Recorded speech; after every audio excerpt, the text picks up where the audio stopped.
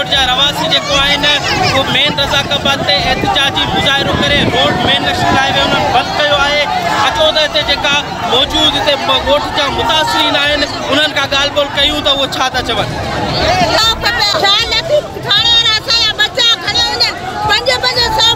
Police अचे थी असांजे घर में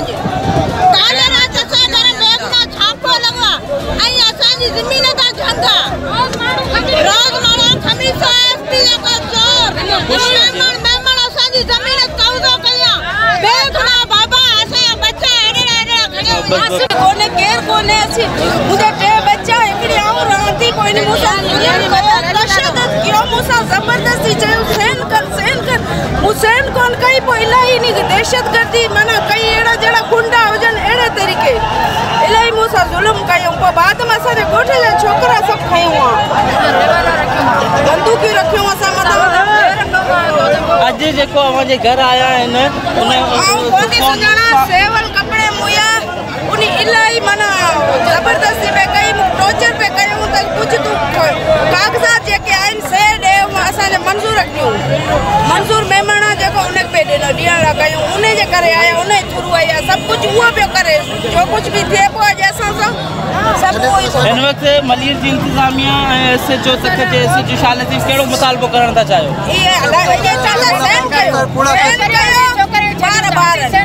अवां हाणे छा था चाहियो पुलिस ऐं छा था चाहियो?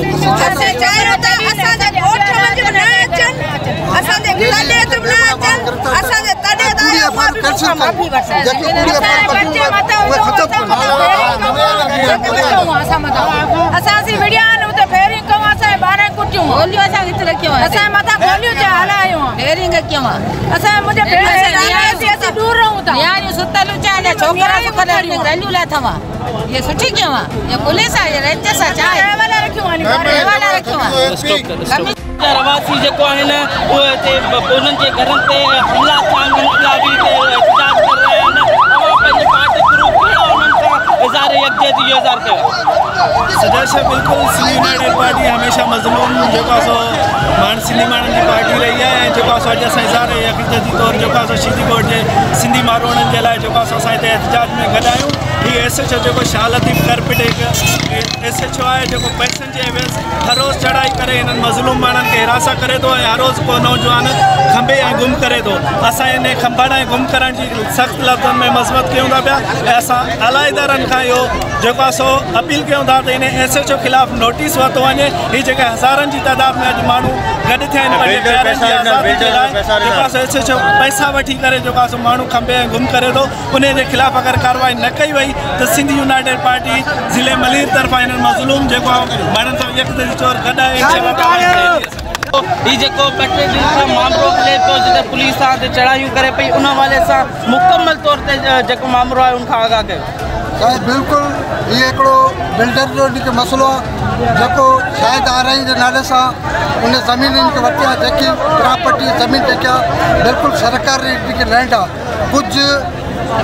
माना इनके मेमण बिरादरी उन्हनि पैसा वठी उन्हनि खे इनके खपायुनि उते असांजा तक़रीबन 300 साल पुराणो इनके हाजी सिटी खान ॻोठ आहे। पाकिस्तान जे वजूद खां बि असां असुलु हिते जा ओरिजिनल इनके माण्हू ऐं हिते जेके वेठा आहियूं उन्हनि जे घरनि खे SHO शालती ऐं प्लस एंटी इंक्रोचमेंट ऐं उन सां गॾु SC मोहम्मद सलीम मेमण साहिबु जेको मेमण थी करे ऐं मेमण बिरादरी जी वंगार इनके वेह पियो ऐं उन असांजे ॻोठाण ग़रीब माण्हुनि ते तक़रीबन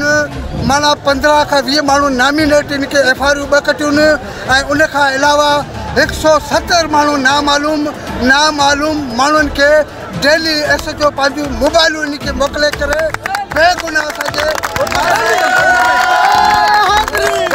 असांजे मासूम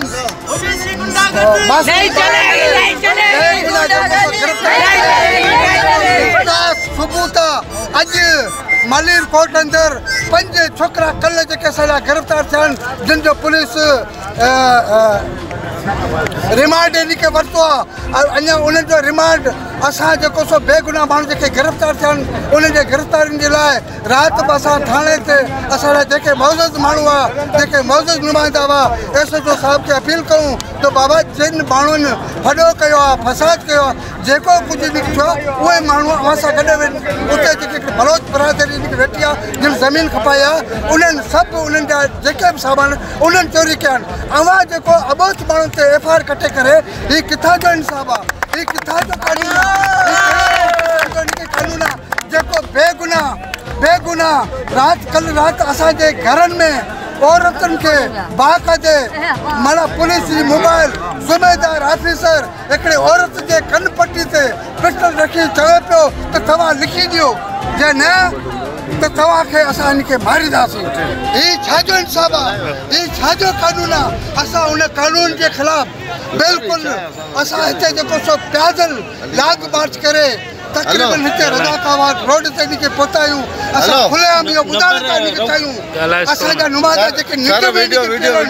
असांजी जेकी क़यादतूं